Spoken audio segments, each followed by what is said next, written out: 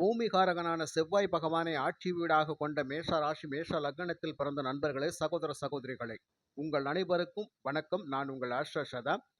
இந்த 2025ஆம் வருஷம் மேச ராசி மேச லக்னத்தில் பிறந்த நண்பர்கள் சகோதர சகோதரிகளுக்கு இந்த புத்தாண்டு பலன்கள் என்ன மாதிரியான பாசிட்டிவான நல்ல விஷயங்களை கொடுக்கும், என்ன பாசிட்டிவான பலாபலன்களை நம்ம அனுபவிக்க போகிறோம், நெகட்டிவான பலாபலன்கள் என்ன இருக்கும், அந்த நெகட்டிவான பலாபலன்களை வந்து நம்ம எப்படி கடந்து வர்றது, என்ன மாதிரியான பரிகார வழிமுறைகள் நம்ம செஞ்சுக்கிட்டா அது சுபபலனாக மாறும் அப்படிங்கிற பற்றியெல்லாம் ஒரு தெளிவான விளக்கத்தோட பொதுவான பலனாக நம்ம இந்த பதிவில் பார்க்க போகிறோம். மேச ராசியில் வந்து கேது பகவானின் அசுபதி நட்சத்திரம் 4 பாதங்களும், சுக்கிர பகவானின் பரணி நட்சத்திரம் 4 பாதங்களும், சூரிய பகவானின் கிருத்திகை நட்சத்திரத்தின் 1ஆம் பாதம் என 9 நட்சத்திர பாதங்கள் இந்த ராசியில் இருக்குது. மேச ராசி மேச லக்னம் அப்படிங்கிறது சரலக்னம், நெருப்பு தத்துவத்தை சொல்லக்கூடிய லக்னம் ராசி. இந்த மேச ராசி மேச லக்னத்தில் சூரிய பகவான் உச்சம் பெறுவார், சனி பகவான் நீச்சம் பெறுவார், குரு பகவான் நட்பு பெறுவார், சந்திரன் சுக்கிரன் புதன் 3 கிரகங்களும் சமம் என்ற நிலையை பெறுவார்கள். இந்த ராகு கேதுக்கள் அப்படிங்கிறது பகை அப்படிங்கிற நிலையில இருக்கும். இந்த 2025 சூரியன் வந்து ராஜாவாகவும் மந்திரியாகவும் செயல்பட போறதாக பஞ்சாங்கத்தில் கொடுக்கப்பட்டிருக்கிறது. சேனாதிபதியாக சனி பகவானும், அர்க்காதிபதியாக சூரியனும், மேகாதிபதியாகவும் சூரியனும், சஸ்யாதிபதியாகவும் புதனும், ரசாதிபதியாக சுக்கிரனும், நீரசாதிபதியாக புதனும், தானியாதிபதியாக சந்திரனும், பசுநாயகர் பலதேவரும் இருப்பார்கள் அப்படிங்கிறத பஞ்சாங்கத்தில் தெளிவாக சொல்லப்பட்டிருக்கிறது. இந்த 2025 சனி பயிற்சி, குரு பயிற்சி, ராகு கேது பயிற்சி அப்படின்னு சொல்லி வருட கிரகங்கள் பயிற்சி ஆகக்கூடிய பயிற்சி பலன்கள் 3ஆக இருக்குது. அப்போ மேச ராசிக்கு 2025 சனி பகவான் விரய சனியாக, ஏழரை சனியாக வர்றார். குரு பகவான் வந்து தற்போது ராசிக்கு 2ஆம் இடத்தில் இருக்கக்கூடியவர். இந்த 2025 ராசிக்கு 3ஆம் இடத்துல பயணிப்பார். ராகு பகவான் 11ஆம் இடத்திலும், கேது பகவான் 5ஆம் இடத்திலும் சஞ்சாரம் செய்யக்கூடிய அமைப்பில் இந்த 2025 வருஷம் இருக்கும். இந்த மேசத்தில் பிறந்த நண்பர்கள் சகோதர சகோதரிகளுக்கு நீங்க பிறந்த ஜாதகத்தின் பிரகாரம், நீங்க பிறந்த நாம யோகத்தின் பிரகாரம் சனி பகவான் உங்களுக்கு யோகாதிபதியாக இருக்கும் பட்சத்தில் இந்த வருடம் முழுவதும் நல்ல சுபபலன்களை நீங்கள் அனுபவிக்கலாம். அப்போ நமக்கு ஜாதக ரீதியாக கண்டிப்பாக சனி பகவான் யோகாதிபதியாக இருக்கும் பட்சத்தில் இந்த ஏழரை சனி அப்படிங்கிறது மேசராசி நண்பர்களை ஒருபோதும் பாதிக்காது. ஆனால் இந்த சனி பகவான் அவயோகியாக இருக்கும் பட்சத்தில் கண்டிப்பாக நிறைய மேசராசி நண்பர்களுக்கு பாதிப்புகள் அப்படிங்கிறது நிச்சயம் இருக்கும். அதாவது பொருள் இழப்பு, பண இழப்பு அப்படிங்கிறது நிறைய விஷயங்களில் வந்து நம்ம பின்னடைவை சந்திப்போம் அப்படிங்கிறது உண்மையாகவே சொல்லக்கூடிய ஒரு விஷயம். அதனால் நண்பர்களே, நீங்கள் முடிஞ்ச வரைக்கும் உங்களுடைய சுய ஜாதங்களில் இந்த 2025ஆம் வருஷத்தில் வந்து கொஞ்சம் பலாபலன் நல்லா தெளிவாக ஆய்வு பண்ணி பார்த்துக்கோங்க. ஏன்னா நமக்கு விரய சனி வருது, ஏழரை சனி வருது, நம்ம நிறைய சிரமப்படுவோமா, கஷ்டப்படுவோமா அப்படின்னு சொல்லி ஒரு பயத்தோடு நம்ம இருக்கிறோம் இல்லையா? பயப்பட வேண்டிய அவசியமே கிடையாது. சுய ஜாதகத்தை பார்த்து தெளிவு பண்ணிக்கோங்க. உங்களுக்கு சுய ஜாதகத்தை பார்க்க விரும்புனீங்க அப்படின்னு சொன்னால் 93 639 79 179 இந்த நம்பருக்கு உங்கள் ஜாதகத்தை வாட்ஸ்அப் பண்ணி கொடுங்க. அந்த ஜாதகத்தில் நீங்கள் பிறந்த நாமயோகம் கரணத்தின் பிரகாரம், நட்சத்திரம் வாரம் திதியின் பிரகாரம் சனி பகவான் உங்களுக்கு யோகாதிபதியா அப்படிங்கிறத நம்ம நல்லா தெளிவாக தெரிஞ்சுக்கலாம். அது தெரிஞ்சுக்கிட்டீங்க அப்படின்னு சொன்னால் இந்த வருஷம் முழுவதும் நம்ம சந்தோஷப்பட்டுக்கலாம். சரியா நண்பர்களே? இந்த 2025 சுய தொழில் செய்யக்கூடியவங்க வந்து கொஞ்சம் பொறுமையாக, நிதானமாக, அப்படியே அதிகமான முதலீடு பண்ணாமல் இருக்கிறத வச்சு அப்படியே அட்ஜஸ்ட் பண்ணி கொண்டு போய்கிட்டே இருக்கணும். தொழிலை வந்து அபிவிருத்தி பண்ணுறேன் அப்படின்னு சொல்லி அதிகமான முதலீடு அப்படிங்கிறது பண்ணக்கூடாது. அப்படி பண்ணினால் நமக்கு அதிகமான லாபம் அப்படிங்கிறது கிடைக்காது. அப்போ அந்த தொழில் ரீதியாக நமக்கு வர வேண்டிய பணம் கூட கொஞ்சம் தாமதமாகத்தான் வரும். உடனே அப்படிங்கிறது நமக்கு கிடைக்காத ஒரு சூழ்நிலைகளாக இருக்கும்.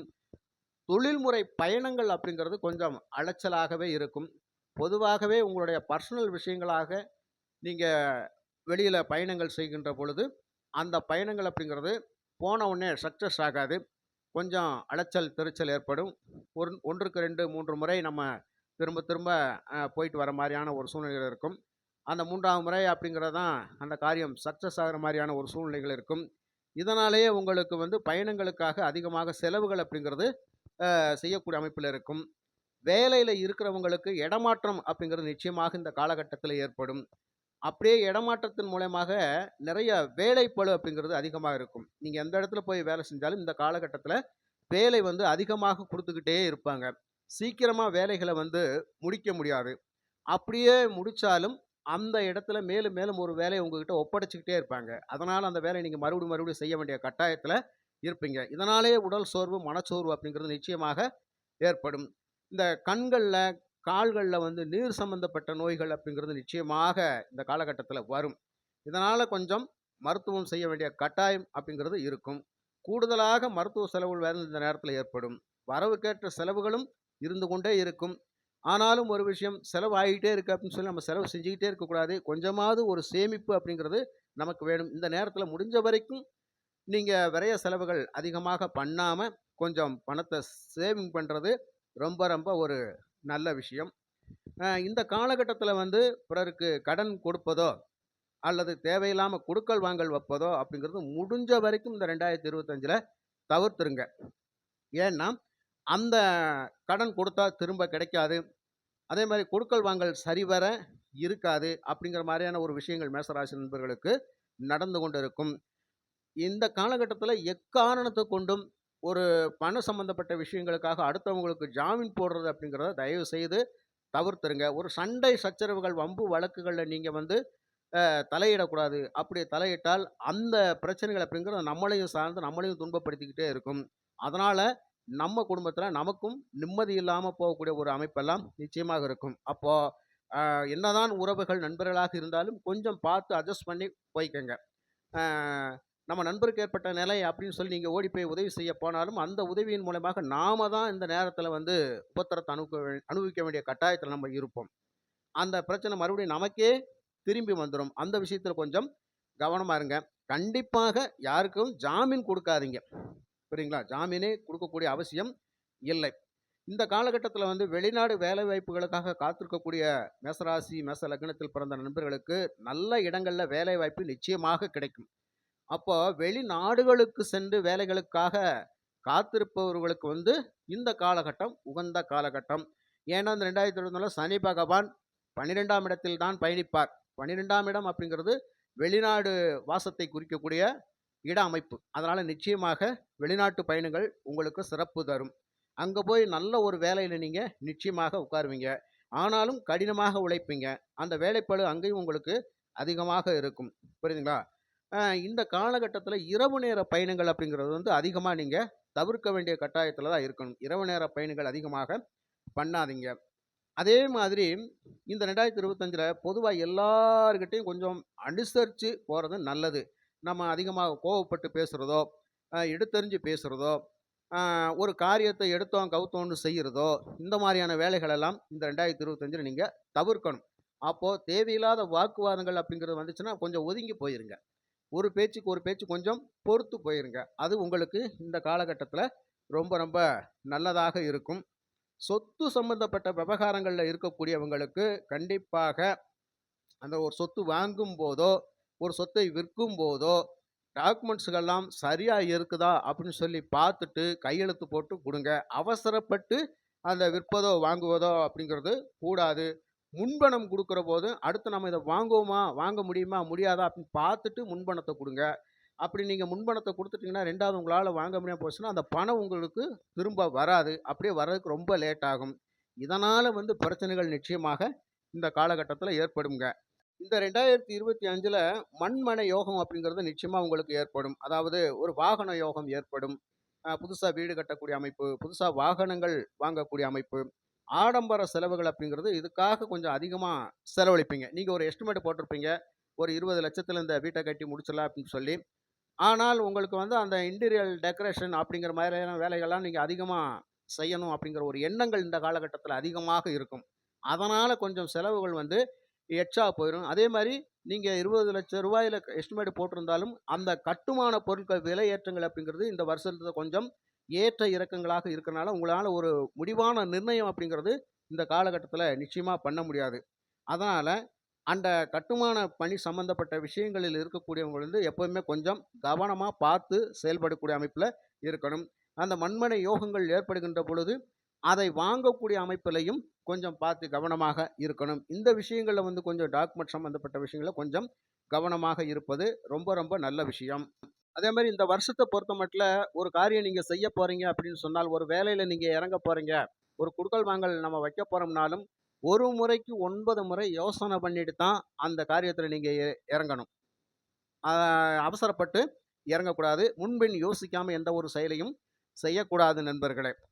அ பெண்கள் முடிந்தவரை எல்லா விஷயங்களிலும் கவனம் செலுத்துவது சிறப்பு. அது குடும்பத்தில இருந்தாலும் சரி, வெளியிலனாலும் சரி, போக்குவரத்துலனாலும் சரி, பெண்கள் வேலை பார்க்கக்கூடிய இடத்துல இருந்தாலும் சரி, உங்களை பொறுத்தமட்டில எல்லா விஷயத்திலும் கொஞ்சம் கவனமாக இருக்கணும். அதேமாரி குடும்பத்தில கொஞ்சம் விட்டு குடுத்து, அனுசரிச்சு, குடும்ப உறவுகளையும், உறவினர்களையும் கொஞ்சம் அனுசரிச்சு நம்ம போகணும். அ வாக்குவாதங்கள் செய்யாம, கோபதாபங்கள குறைச்சிட்டு, கொஞ்சம் அன்பா பேசி, அனுசரணையோட போக வேண்டிய கட்டாயத்தில நம்ம இந்த வருஷத்தில இருக்கிறோம். அதனால வந்து பெண்களை பொறுத்தமட்டில தேவையில்லாத வாக்குவாதங்கள்ல ஈடுபடக்கூடாது. அதை வந்து தவிர்ப்பது ரொம்ப ரொம்ப நல்ல விஷயம்ங்க. உங்களை பொறுத்தமட்டில வேலை பளுவ வந்து நீங்களா தான் இந்த காலகட்டத்தில அதிகப்படுத்திக்கிருவீங்க. அதாவது ஒரு குறிப்பிட்ட நேரத்தில அந்த வேலைய செஞ்சு முடிச்சுட்டு, நீங்க அந்த டயத்துக்குள்ள ரெஸ்ட் எடுக்க போயிட்டீங்க அப்படின்னு சொன்னால், உடல் ஆரோக்கியம், மன ஆரோக்கியம் நிச்சயமாக உங்களுக்கு உண்டு. அந்த வேலைய வந்து நீங்க அப்புறம் பண்ணிக்கலாம், அப்புறம் செஞ்சுக்கலாம் அப்படின்னு சொல்லி ஒவ்வொன்னா நீங்க தாமதப்படுத்துனீங்க அப்படின்னு சொன்னால், அந்த வேலைப்பளு அப்படிங்கிறது உங்களுக்கு கூடிக்குரும். அதனால அந்த வேலைய செய்ய முடியாத ஒரு சூழ்நிலைகள் அப்படிங்கிறது நிச்சயமாக வந்துரும். அதனால உங்களுக்கு உடல் சோர்வு, மனச்சோர்வு நிச்சயமாக ஏற்படும். பிள்ளைகள் விஷயத்துல வந்து தாய்மார்கள் சற்று கொஞ்சம் கூடுதல் கவனம் செலுத்தி அவங்கள கண்காணிக்க வேண்டும். அவங்கள வந்து ஒரு படிப்பு சம்பந்தப்பட்ட விஷயங்கள கொஞ்சம் நீங்க உந்துதல் குடுக்கணும். அதனால வந்து கொஞ்சம் படிப்ப நீங்க வீட்ல வந்து இந்த ஹோம் ஒர்க் சம்மந்தப்பட்ட விஷயங்கள்ல வந்து நீங்க அதிகமாக கவனம் செலுத்தி, அந்த குழந்தைகள வந்து நீங்க படிக்க வைக்கணும். அதேமாரி உயர்நிலை கல்வி சம்மந்தப்பட்ட விஷயத்துல இருக்கிறவங்களுக்கு வந்து கொஞ்சம் கல்வியில் தடை தாமதங்கள் ஏற்படாம கொஞ்சம் பார்த்துக்கணும். படிப்புல அதிகமாக கவனம் செலுத்தினா தான் நீங்க குறிப்பிட்ட இலக்கை வந்து நிச்சயமாக அடையக்கூடிய தருணத்தில இந்த குழந்தைகள் படிக்கக்கூடிய மாணவ, மாணவியர்கள் அப்படிங்கிறது உங்களுக்கு இருக்கும். சரிங்களா? திருமண பந்தத்திற்காக காத்திருக்கக்கூடிய பெண்களுக்கு இந்த 2025ல வரன் அமைஞ்சிருச்சு அப்படின்னு சொன்னால், கட்டாயம் பேசி முடிச்சு திருமணத்த வச்சுருங்க. இந்த பெண்கள் விஷயத்துல கொஞ்சம் கவனமாக இருங்க. அவங்களுக்கு வந்து திருமணம் அப்படிங்கிறது தள்ளி தள்ளி போயிட்டே இருக்கும். சில பேருக்கு வந்து கிட்டத்தட்ட 27, 29 வயசு, 30 வயசு வரை கூட இந்த பெண்களுக்கு திருமணம் ஆகாத ஒரு சூழ்நிலைகள் எல்லாம் இந்த காலகட்டத்தில போயிட்டு இருக்கும். இந்த வருஷத்துல அதற்கான பாக்கியதைகள் வந்துச்சு அப்படின்னு சொன்னால், நீங்க நிச்சயமாக உடனுடனே தாமதிக்காம பேசி முடிக்கிறது ரொம்ப ரொம்ப நல்ல விஷயம். நம்ம மறுபடியும் இந்த டயத்துல நம்ம தாமதப்படுத்தணும்னு சொன்னால், இன்னும் 1 வருஷம் கூட ஆகக்கூடிய அமைப்புல எல்லாம் நிச்சயமாக இருக்கும். அதனால அந்த திருமண பந்த விஷயங்கள வந்து கொஞ்சம் கவனம் அதிகமாக செலுத்துங்க. ஆண்களை பொறுத்தமட்டில பிரச்சனைகள் இல்லை. அவங்களுக்கு வந்து இந்த திருமண வாய்ப்புகள் அப்படிங்கிறது ஆட்டோமேட்டிக்கா கைகூடி வந்துகிட்டே இருக்குங்க. இந்த காலகட்டத்தில கன்சீவாக இருக்கும் பெண்கள் அப்படிங்கிறது தூரதேச பயணங்கள நிச்சயமாக தவிர்த்துருங்க. ஏன்னா, இந்த தூரதேச பயணங்கள் அப்படிங்கிறது உங்களுக்கு எந்த விதத்திலயும் ஒத்துழைக்காது. அதனால வந்து இந்த குழந்தை பேறு அப்படிங்கிறது நமக்கு ஒரு சிரமத்தை கொடுத்துவிடும். அதிலயும் வந்து 1 டூ 5க்குள்ள இருக்கிற கன்சீவான பெண்கள் வந்து அதிகமா பயணங்கள் செல்வது நிச்சயமா தவிர்த்துக்கிறணும். அது வந்து தவிர்த்துக்கிட்டா உங்களுக்கு ரொம்ப ரொம்ப நல்லதாக இருக்கும்.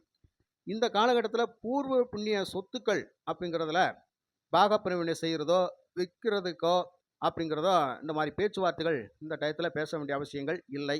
அதில வந்து நீங்க ஈடுபடக்கூடாது. கொஞ்சம் விட்டு குடுத்து அனுசரணையா, பொறுமையா, சரி பார்த்துக்கலாம் அப்படின்னு சொல்லி 1 வருஷம் தாமதிச்சு பண்ணாலும் ஒண்ணும் பிரச்சனை கிடையாது. அவசரப்பட்டு சொத்து சம்பந்தப்பட்ட விஷயங்கள்ல, பூர்வீக சொத்துக்கள் சம்பந்தப்பட்ட விஷயங்கள்ல ஒரு முடிவுகள் எடுப்பதோ, வாக்குவாதங்கள் செய்வதோ, பங்கு பிரிப்பதிலோ எந்த ஒரு பிரச்சனையும் பண்ணாம, பொறுமையா, நிதானமா விட்டு போயிட்டீங்க அப்படின்னு சொன்னால், கொஞ்சம் தாமதங்கள் ஆயித்தான் அது நடக்கிற அமைப்புல இருக்கும்.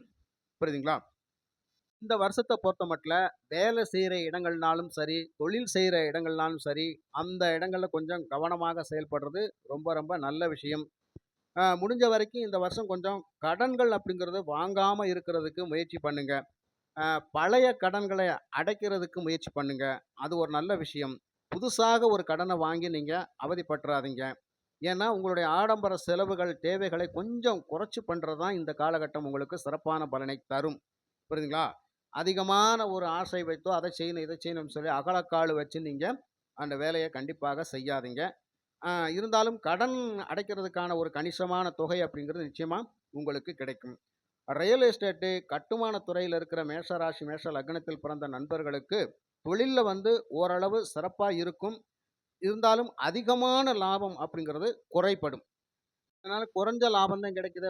இன்னும் கொஞ்சம் மூலதனம் அதிகமா பண்ணோம் அப்படின்னு சொன்னா, அதிகமான லாபம் கிடைக்கும். அப்படிங்கிற ஒரு செயல்பாடுக்கு வந்து நீங்க போகக்கூடாது. அந்த மாரியான விஷயங்கள்ல நீங்க ஈடுபட வேணாம். இந்த மேச ராசி, மேச லக்னத்தில் பிறந்தவர்களுக்கு மெக்கானிக்கல், இன்ஜினியரிங் சம்பந்தப்பட்ட துறைகள்ல இருக்கவங்களுக்கு கொஞ்சம் நல்ல லாபகரமான ஒரு சூழ்நிலைகள் இருக்கும். மருத்துவம் சார்ந்த தொழில்கள்ல இருக்கக்கூடியவங்களுக்கு ஒரு நல்ல லாபம் அப்படிங்கிறது நிச்சயமா இருக்கும். இருந்தாலும் உங்களுக்கு வந்து கணிசமான லாபம் வந்துகிட்டே இருக்கும். ஆனால், அந்த லாபத்தை தக்க வச்சுக்கிற மாரியான ஒரு செயல்பாடுகள்ல நீங்க இருக்கணும். காவல்துறை, ராணுவம் போன்ற பாதுகாப்பு பணியில இருப்பவர்களுக்கு வந்து பணிச்சுமை வந்து இந்த காலகட்டத்தில அதிகமா இருக்கும். ஏன்னா, வேலைப்பளு அப்படிங்கிறது இந்த காலகட்டத்தில கூடுதலாகவே இருக்கும். இருந்தாலும் உங்களுக்கு கிடைக்கிற சின்ன சின்ன ஓய்வு நேரங்கள கரெக்ட்டா பயன்படுத்தி, நீங்க கண்மூடி தூங்கி ரெஸ்ட் எடுத்து, மீண்டும் அந்த பணிக்கு செல்வது சிறப்பான விஷயம். அ ஓய்வு நேரங்கள்ல நிச்சயமா நல்லா ரெஸ்ட் எடுத்துக்கங்க. அது உடலுக்கு ரொம்ப ஆரோக்கியமா இருக்கும். அதேமாரி கம்ப்யூட்டர் உபகரணங்கள் அப்படிங்கிறது, அந்த தொழில் செய்யக்கூடியவங்க, அந்த ஐடி டிபார்ட்மெண்ட்ல இருக்கக்கூடியவங்க, இவங்களுக்கெல்லாம் வந்து நல்ல லாபம் இருக்குங்க. இந்த மென்பொருள் சம்மந்தப்பட்ட வர்த்தகம் அப்படிங்கிறது ரொம்ப ரொம்ப சிறப்பா இருக்கும். அதில இருக்கவங்களுக்கு நல்ல ஆதாயம் பன்மடங்காக கிடைக்கும். அ அதேமாரி அரசியல் துறையில இருக்கிறவங்களுக்கு வந்து இந்த காலகட்டம் ஒரு கடுமையான காலகட்டம். பட்டம், பதவிகள தக்க வைப்பதற்காக கடுமையா நம்ம போராட்டங்கள சந்திக்க வேண்டியதா இருக்கும். நீண்ட முயற்சிகளுக்கு அப்புறம் தான் நீங்க அதில வந்து வெற்றி காணக்கூடிய அமைப்பில நிச்சயமாக இருப்பீங்க. ஆக இந்த 2025ஆம் வருஷத்தை பொறுத்தமட்டில அ பாசிட்டிவான விஷயங்கள் அப்படிங்கிறது மேசராசி நண்பர்களுக்கு குறைவாக இருக்குது. நெகட்டிவான விஷயங்கள் கொஞ்சம் அதிகமா இருக்கக்கூடிய சூழ்நிலைகள் இருக்கனால கொஞ்சம் அனுசரிச்சு, நிதானமா போகக்கூடிய அமைப்பில நம்ம இருக்கிறோம். காரணம் இந்த 2025ல சனி பகவான் உங்களுக்கு ராசிக்கு விரையாதிபதியாக வர்றது ஒரு முக்கியமான விஷயம். அதனால தான் நான் சொல்லியிருக்கிறேன். உங்க ஜாதகத்த செக் பண்ணிக்கங்க. சனி யோகாதிபதியான்னு பார்த்துக்கங்க. யோகாதிபதியாக இருக்கப்பெற்றவர்களுக்கு இந்த வருஷம் டாப் லெவல். உங்கள சனி பகவான் ஒண்ணும் பண்ண மாட்டாரு. இந்த நேரத்தில நீங்க கோடீஸ்வரன் ஆக முடியும். உங்கள கண்டிப்பா நல்லா வாழ வச்சுருவாரு. எந்த துறையிலும் உங்கள சிறந்து விளங்க வச்சுருவாரு.